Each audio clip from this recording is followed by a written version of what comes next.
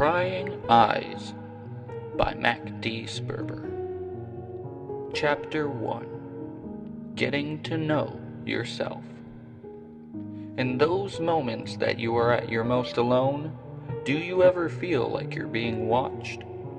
No one else could possibly be around with it being so late into the night.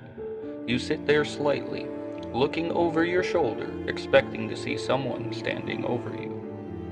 Every corner of your room inviting you in as if to trap you there, with no ability to ever leave. The only light pairing along with your desk lamp is the light of the moon piercing from the window atop your sleek bed sheets. You scribble away at the homework you were given earlier in the day.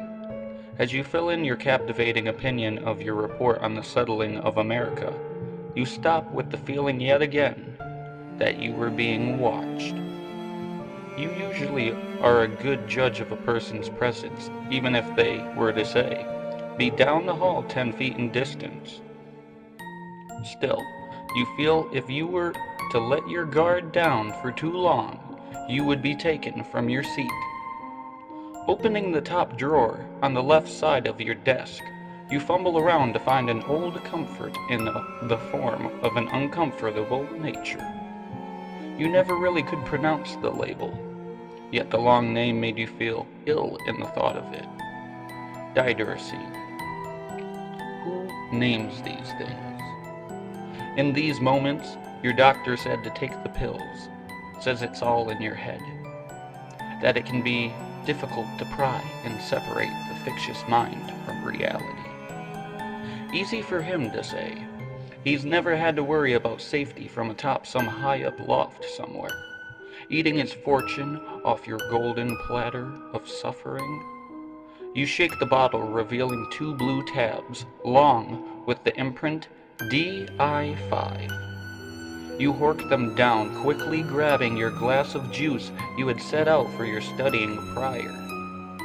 The pills going down sent chills following it quickly after. The doctor's medications never worked fast enough.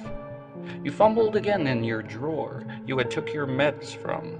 Before closing it, you grab a lighter and a joint you had stole from your mother's room a few nights prior.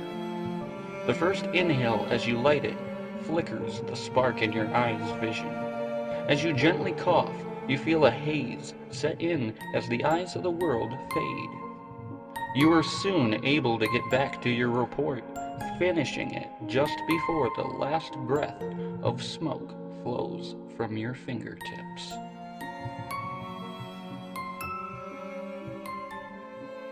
The next day you arise, before the clock has time to holler its morning tune.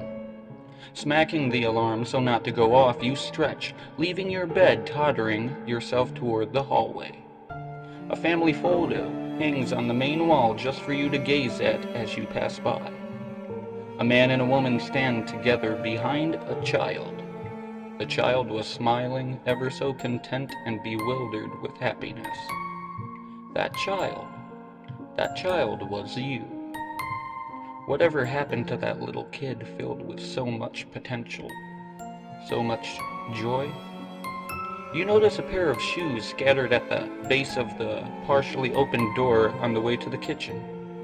That's Mom's room. You smell vodka and vinegar the closer you get to passing by the door. When attempting to shut the bedroom door, you hear a light groan come from what remains of your mother. You decide it's better not to wake the beast, leaving the door in its place. Once in the kitchen, you grab yourself the biggest mixing bowl you could find.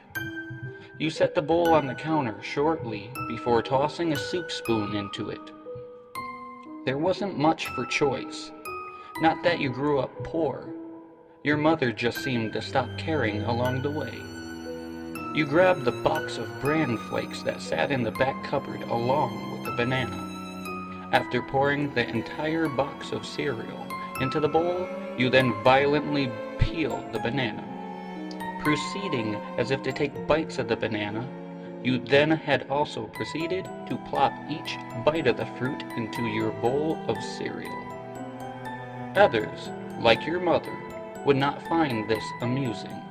However, you happen to find it entertaining and less work than cleaning a knife after. Your hunger was strengthened from the night before, so it doesn't take long for you to finish your mixing bowl of cereal. You hastily put the bowl and spoon in the sink for later washing.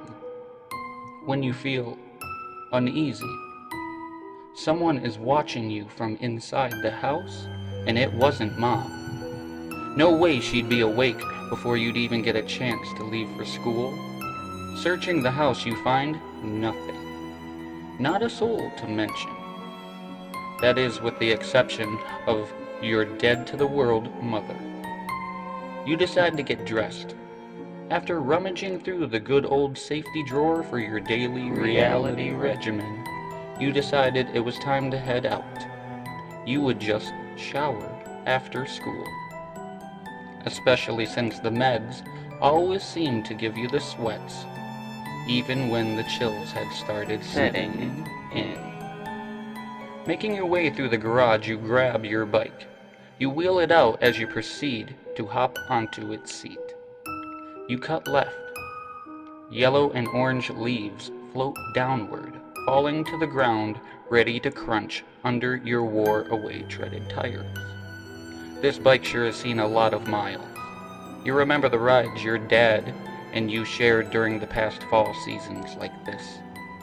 It's hard to believe it's been 9 years now. Almost thought you'd never get on a bike again. Not after what happened. Not after Dad died.